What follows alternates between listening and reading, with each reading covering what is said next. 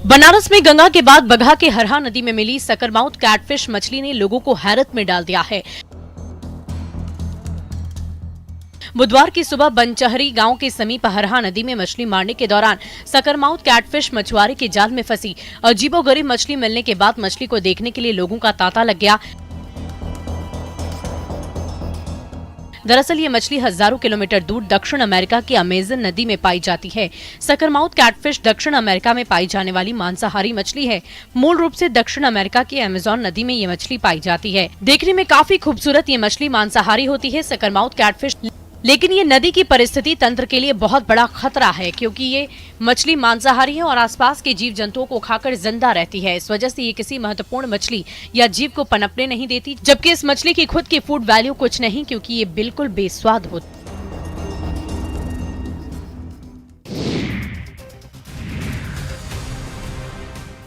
Valmiki tiger reserve के हरनाटार one क्षेत्र के बैरिया कला में खेत में काम कर रहे किसान पर आदमखोर बाघ ने हमला बोल दिया। बरवा गांव निवासी राम प्रसाद उरांव बैरिया मैदान के पास सरेह में खेत में अपनी पत्नी, बेटी और बहू के साथ काम कर रहे थे। इसी दौरान आदमखोर बाघ ने किसान पर हमला कर दिया। हालांकि बाघ को देखकर राम प्रसाद उरांव की पत्नी ने शोर किया, लेकिन बाघ राम प्रसाद को घसीटते हुए पास के गन्ने के खेत में लेकर चला गया। किसान के परिजनों के द्वारा हो हल्ला करने के बाद भारी संख्या में लोग खेत के पास जुट गए। लोगों की भारी भीड़ मौके पर जमा हो गई थी और बाघ राम प्रसाद के शव को लेकर गन्ने के खेत में डेरा जमाए हुए था, जिससे ग्रामीण काफी डरे हुए थे।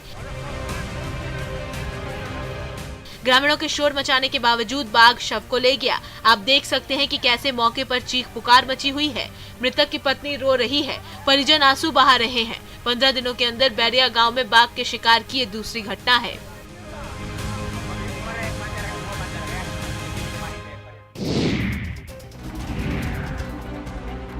वैशाली के लालगंज में शराब माफिया इतने बेखौफ हैं कि शिक्षा के मंदिर को भी उन्होंने अपना ठिकाना बना लिया है और स्कूल को ही शराब का गोदाम बना लिया है। यहाँ एक स्कूल से पुलिस ने 140 कार्टून शराब बरामद की है। घटना लालगंज थाना क्षेत्र के खांजा हाचक वृंदावन गांव के उच्च विद्यालय की है। बताया जा रहा है कि सुबह स्कूल के आदेशपाल जब स्कूल के कमरे में पहुंचे तो शराब के कार्टून देखकर हैरान रह गए। शराब कारोबारियों का दुस्साहस ऐसा है कि विद्यालय के कमरे में शराब रखने के लिए धंधेबाजों ने विद्यालय का ताला तोड़कर अपना ताला तक लगा दिया था। इसकी सूचना आदेशपाल ने प्रधानाध्यापक को दी, जिसके बाद पुलिस बुलाई गई और जब ताला खोला गया तो कमरे में भारी मात्रा में शराब रखी हुई मिली। पुलिस ने जब शराब के कार्टून निकालना शुरू किया तो एक के बाद एक कुल 140 कार्टून शराब कमरे से बरामद हुई। पुलिस ने शराब को कब्जे में लिया है और मामले की जांच में जुट गई है।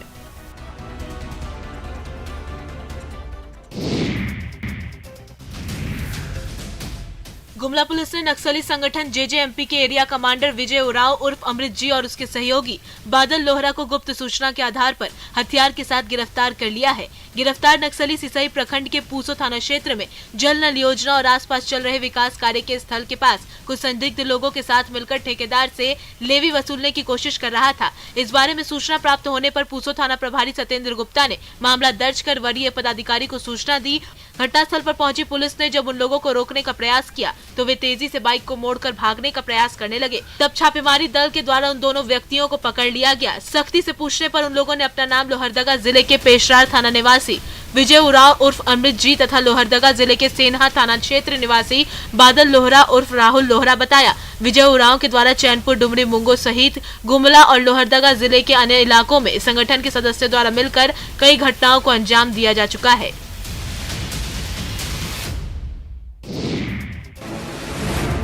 बोकारो सदर अस्पताल से बेहद ही शर्मनाक और हैरान करने वाली एक तस्वीर सामने आई है। बताया जा रहा है कि चास मेन रोड स्थित मछली पट्टी का रहने वाला शंभू धीवर अपने टूटे पैर का इलाज कराने अस्पताल पहुंचा था, लेकिन पैसों के अभाव के कारण उसका इलाज नहीं किया गया।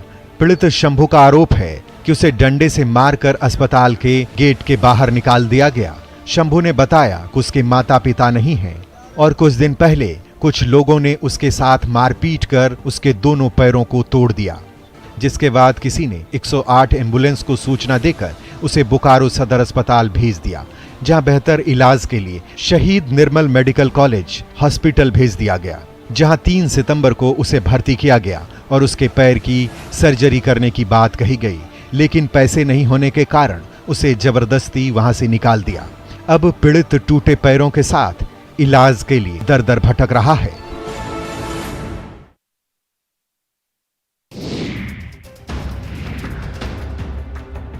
बिहार के सासाराम जिले से गुजरने वाली गया दीनदयाल उपाध्याय रेल मार्ग पर सुबह एक मालगाड़ी कमहू स्टेशन पर पटरी से उतर गई। मालगाड़ी की पटरी से उतरने के बाद गया दीनदयाल उपाध्याय रेल मार्ग बाधित हो गया। बताया जा रहा है कि करीब सुबह 6 बजे यह हादसा हुआ है। हालांकि इस हादसे में कोई हताहत नहीं हुआ है, लेकिन ट्रेनों का आवागमन काफी देर तक बाधित रहा। रेलकर्मी राहत और बचाव कार्य में लगे रहे। गनीमत रही कि इस हादसे में किसी भी तरह के जान माल का नुकसान नहीं हुआ। हादसे की कई तस्वीरें भी सामने आई हैं, जिसमें देखा जा सकता है कि डिब्बे के पार्ट्स पुर्जे इधर उधर बिखर गए हैं। बताया जा रहा है कि करीब सुबह 6:30 बजे अपलाइन पर तेज गति से जा रही मालगाड़ी कुमहू स्टेशन पर अचानक पटरी से उतर गई। तेज आवाज के साथ ट्रेन के करीब 20 डिब्बे पटरी से उतर गए। रेलकर्मी मौके पर पहुंचे तो देखा कि डिब्बे ट्रैक पर इधर उधर बिखरे हुए थे। तुरंत उच्च अधिकारियों की टीम सासाराम और डेहरी रेलवे स्टेशन से मौके पर पहुंच गए और बचाव कार्य में लग गए।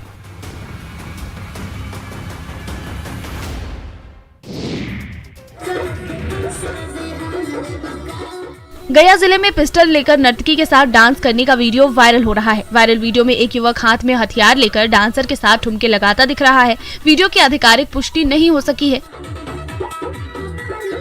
ये देखिए, यहाँ पूरी महफिल सजी है और स्टेज पर नचनिया अश्लील गाने पर ठुमके लगा रही है। इसके साथ ही स्टेज पर सफेद शर्ट पहने एक युवक दिखाई दे रहा है, जिसके हाथ में तमंचा है। वो हथियार लहराकर नचनिया के साथ डांस कर रहा है। उसके साथ वहाँ कई लोग मौजूद हैं। कुछ देर बाद युवक स्टेज से उतर जाता है, लेकिन वापस से वो नचनिया के पास आकर उसके साथ डांस करने लगता है। इस दौरान पूरे समय युवक अपने हाथ में पिस्टल रखा रहता है। हालांकि न्यूज़ 18 भी इस वायरल वीडियो की पुष्टि नहीं करता। दावा किया जा रहा है कि ये वीडियो डुमरिया के पनकारा गांव का है, जहां विश्वकर्मा पूजा के अवसर पर सांस्कृतिक कार्यक्रम का आयोजन किया गया था, जिसमें ये युवक हाथ में पिस्टल लेकर नर्तकी के साथ डांस कर रहे थे। फिलहाल पुलिस मामले की जाँच कर रही है।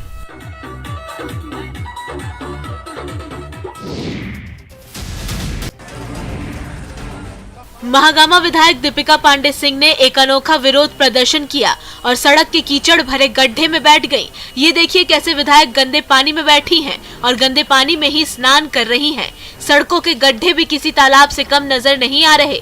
सड़क के बीचों बीच विधायक को गंदे पानी में बैठते देख वहां कई लोग जमा हो गए। दरअसल नेशनल हाईवे 133 की हालत काफी खराब है, जिससे आने जाने वाले लोगों को काफी परेशानी होती है। जिसके बाद विधायक दीपिका पांडे सिंह राष्ट्रीय राजमार्ग 133 मेहरमा पिरोजपुर सिंधु कान्हू चौक पर पहुंची और केंद्र सरकार पर लापरवाही और अनदेखी का आरोप लगाते हुए वहीं गंदे पानी में बैठ गई। विधायक का कहना है कि जब तक सड़क का सुधार नहीं होगा तब तक वे यहीं बैठकर प्रदर्शन करेंगी। साथ ही उन्होंने कहा कि कई बार इस नेशनल हाईवे के सुधार की बात कही गई है, पर केंद्र की लापरवाही के कारण सड़क की हालत दिन प्रतिदिन और खराब होती जा रही है, जिसके कारण यहां से गुजरने वाले वाहन दुर्घटना का शिकार हो रहे हैं।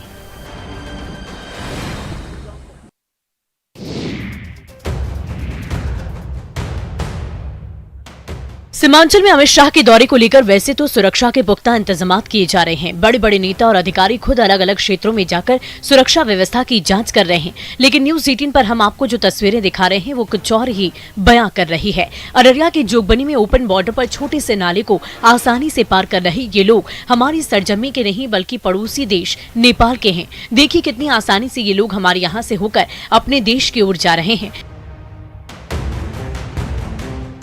हैरानी की बात तो ये है कि ये सब जहां चल रहा है वहां सुरक्षा बल के जवान भी मुस्तैद हैं, लेकिन फिर भी इनकी खोज खबर लेने वाला कोई नहीं है। नेपाल के ओपन बॉर्डर के रास्ते देखिए कैसे ये लोग बड़ी आसानी से दोनों देशों के बीच आवागमन कर रहे हैं। इस तस्वीर को देखकर बड़ी आसानी से समझा जा सकता है कि भारत विरोधी संगठन जोगबनी के ऐसे ही ओपन बॉर्डर से होकर घुसपैठ करते हैं, जिससे देश की सुरक्षा खतरे में पड़ जाती है।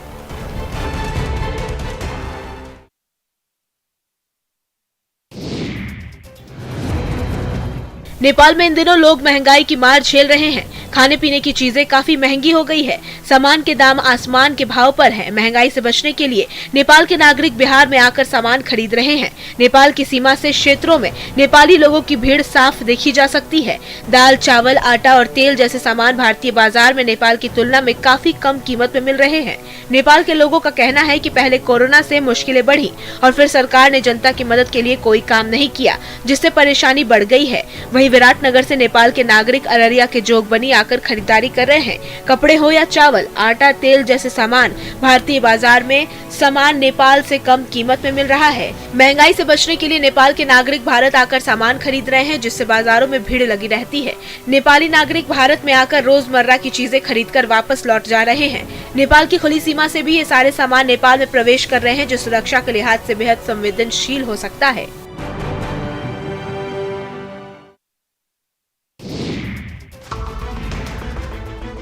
गिरिडीह के रास्ते पश्चिम बंगाल और बांग्लादेश में गौ तस्करी जारी है। गिरिडीह पुलिस ने गौ तस्करी में शामिल गिरोह का भंडाफोड़ किया है। इसके साथ ही 98 गोवंश के साथ 19 तस्करों को भी गिरफ्तार कर जेल भेज दिया। सदर एसडीपीओ के नेतृत्व में बेंगाबाद छोटकी खरगहीड़ा मेन रोड पर पुलिस ने सघन छापेमारी अभियान चलाया था। इस दौरान 10 पिकअप वैन और एक ट्रक को जब्त किया गया, जिसमें 65 गाय, 31 बछड़ा और 2 भैंस लदे थे। इस दौरान गाड़ियों के साथ 19 तस्कर को भी गिरफ्तार किया गया। सभी गिरफ्तार आरोपी जामताड़ा मिहिजाम के साथ ही बिहार के भोजपुर, आरा, पटना, लखीसराय और पश्चिम बंगाल के बर्दवान के रहने वाले हैं। सभी मवेशियों को बिहार से तस्करी कर गिरिडीह के रास्ते पश्चिम बंगाल और बांग्लादेश भेजा जा रहा था। बताया जा रहा है कि आए दिन जिले में पशु तस्करों की सक्रियता सामने आ रही है। हालांकि पुलिस लगातार कार्रवाई कर तस्करों को गिरफ्तार कर रही है, फिर भी तस्कर गौ तस्करी से बाज नहीं आ रहे।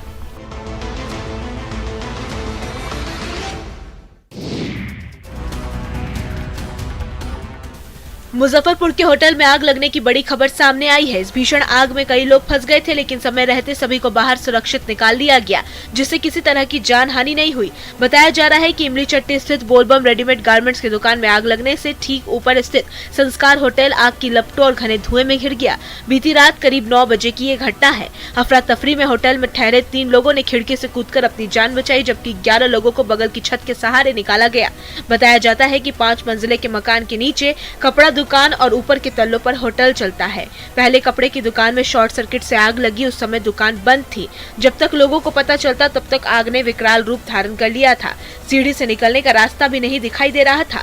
हादसे में जख्मी 2 को अस्पताल में भर्ती कराया गया है। आपको बता दें कि होटल के 26 कमरों में 47 लोग ठहरे हुए थे। वहीं भीषण आग की चपेट में आसपास के कई दुकान भी आ गए हैं।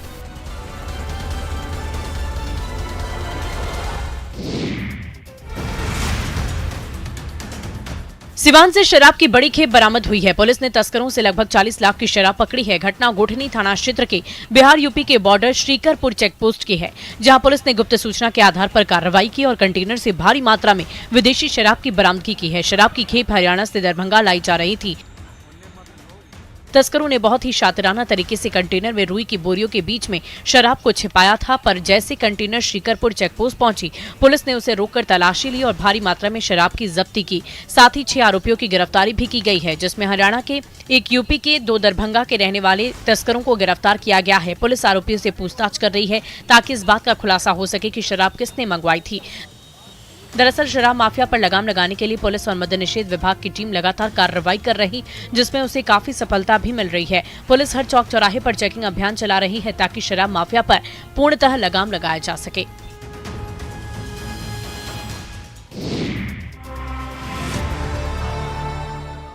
बेगूसराय के बरौनी पीएचसी में भर्ती महिला की प्रसव के बाद मौत हो गई। मृतक के परिजनों ने अस्पताल प्रबंधन पर लापरवाही का आरोप लगाया है। मृतक का नाम रिमझिम देवी है, जो निगम पंचायत की रहने वाली थी। परिजनों ने उसे प्रसव के लिए अस्पताल में भर्ती कराया था। प्रसव के बाद महिला की हालत बिगड़ने लगी, जिसके बाद डॉक्टरों ने उसे सदर अस्पताल रेफर कर दिया, लेकिन समय पर एम्बुलेंस नहीं मिलने की वजह से महिला की रास्ते में ही मौत हो गई। मृतका के पति ने अस्पताल प्रबंधन पर लापरवाही का आरोप लगाया है। उसने बताया कि इसके बाद भी यदि समय पर एम्बुलेंस आती तो उसकी पत्नी की जान बच सकती थी। मृतका के पति ने बताया कि जब अधिक ब्लीडिंग होने लगी तो उसे सदर अस्पताल के लिए रेफर किया गया, पर उस समय अस्पताल में एक भी एम्बुलेंस उपलब्ध नहीं रहने के कारण 1 घंटे तक इंतजार करना पड़ा। लगभग 1 घंटे के बाद एक एम्बुलेंस आई, तब तक स्थिति और बिगड़ गई थी। उससे एम्बुलेंस में ऑक्सीजन लगाकर सदर अस्पताल लाया गया, जहाँ चिकित्सक ने उसे मृत घोषित कर दिया।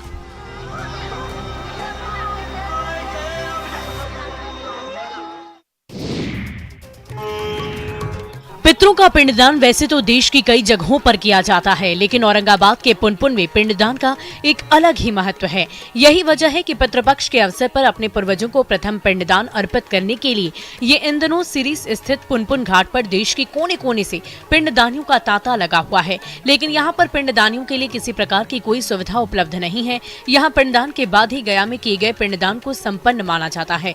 इसके पीछे सदियों की मान्यता चली आ रही है कि यहाँ पिंडदान करने से 7 पीढ़ियों का उद्धार होता है, क्योंकि भगवान श्री राम ने माता जानकी के साथ अपने पूर्वजों की आत्मा की शांति के लिए यहाँ पर ही पहले पिंड का तर्पण किया था। हालांकि बाहर से आए पिंडदानियों के लिए यहाँ पर किसी प्रकार की कोई सुविधा उपलब्ध नहीं। ऐसे में पिंडदानी यहाँ दिन में आते हैं और पूजन तर्पण कर दिन रहते ही यहाँ से चले जाते हैं। हालांकि डीएम ने बताया कि फिलहाल जिला प्रशासन की तरफ से लॉ एंड ऑर्डर के लिहाज से यहाँ पुलिस बल की तैनाती की गई है, लेकिन आने वाले दिनों में आवश्यक सुविधाएं बहाल कर दिए जाने का भरोसा उन्होंने दिलाया।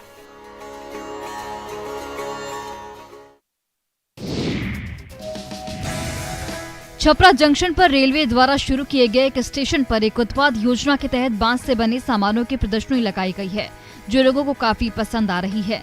स्टेशन पर जो स्टॉल लगे हैं वहां लोगों की भीड़ देखने को मिल रही है। दरअसल रेलवे ने पारंपरिक शिल्प और लघु उद्यमों के संरक्षण और अधिक से अधिक रोजगार सृजन के लिए एक स्टेशन एक उत्पाद योजना के तहत छपरा जंक्शन पर 77 दिनों से प्रदर्शनी सह बिक्री केंद्र शुरू किया है।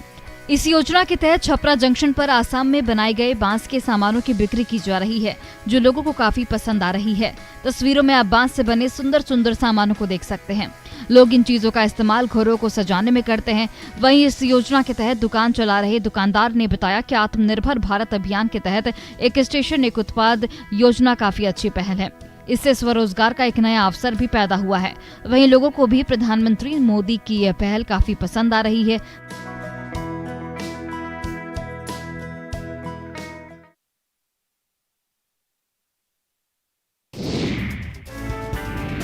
राजधानी रांची और आसपास की घाटियों में लंबी घास पर खिले रुई जैसे काश के फूल लोगों को आकर्षित कर रहे हैं। इन फूलों के खिलने से ही अनुमान लगाया जाता है कि वर्षा ऋतु अंतिम चरण में है और शरद ऋतु का आगमन होने वाला है। मान्यता भी है जिसके तहत जितने भी पूजा पाठ या शुभ कार्य होते हैं उसमें काश के फूल का इस्तेमाल किया जाता है। वहीं ऐसा मानना भी है कि फूलों में औषधीय गुण भी हैं, जिससे स्किन इन्फेक्शन दूर करने में मदद मिलती है। काश फूल एक तरह की घास की प्रजाति है। आयुर्वेद में इसका कई रोगों में औषधीय महत्व है। साहित्य में भी काश फूल का बड़ा ही प्रभाव है। इसका कारण भी है शरद ऋतु को साहित्य में काफी स्थान जो दिया गया है। समान में छाए सफेद बादलों के साथ धरती पर चारों तरफ फैले सफेद काश के फूल इन दिनों देवी के आगमन का एहसास करा रहे हैं। लंबे लंबे काश के फूल मंद मंद बहती हवाओं के साथ अटखेलियां करते रहते हैं, जो काफी सुकून दे रहे हैं। दुर्गा पूजा में काश के फूल को खास महत्व दिया जाता है।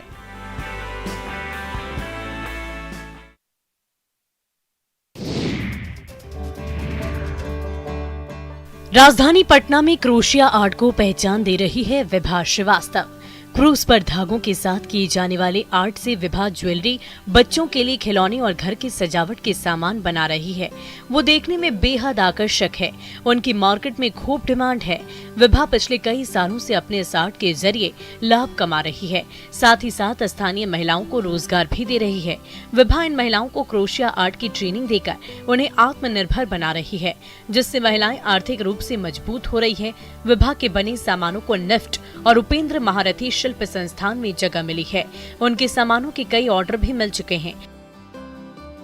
विभा श्रीवास्तव से ट्रेनिंग लेने वाली महिलाओं ने कहा, ये आर्ट सीखने के बाद वे कई तरह के सामान बना रही है और उसे बेचकर अच्छे खासे पैसे कमा रही है, जिससे वे अपने परिवार का भरण पोषण करने में सक्षम हो रही है।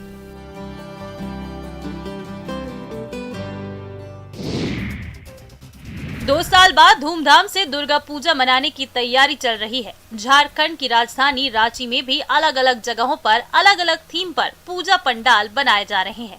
इसे लेकर बाहर से कलाकारों को भी बुलाया जा रहा है। 2 साल कोरोना के चलते दुर्गा पूजा की रौनक फीकी रही थी, लेकिन इस बार दुर्गा पूजा की तैयारियां जोरों पर चल रही हैं। रांची के हरमू में मुख्य दुर्गा पूजा पंडाल बनाया जा रहा है। इसकी खासियत है कि यूथ पर ध्यान देते हुए इसे बनाया जा रहा है। चाहे पबजी हो, स्पाइडरमैन हो या फिर पोकेमॉन। यहाँ एक एक कैरेक्टर की कारीगरी बड़ी बारीकी से की गई है। करीब 20 से अधिक कारीगर इस काम में 2 महीने से जुटे हैं। आपको बता दें कि पिछले कुछ सालों में पबजी और पोकेमॉन का काफी क्रेज देखने को मिला और इस बार दुर्गा पूजा में इसे दिखाने की पूरी तैयारी की गई है। कोरोना महामारी के बाद इस बार हर तरफ दुर्गा पूजा को लेकर उत्साह है। श्रद्धालु बेसब्री से शारदीय नवरात्र का इंतजार कर रहे हैं।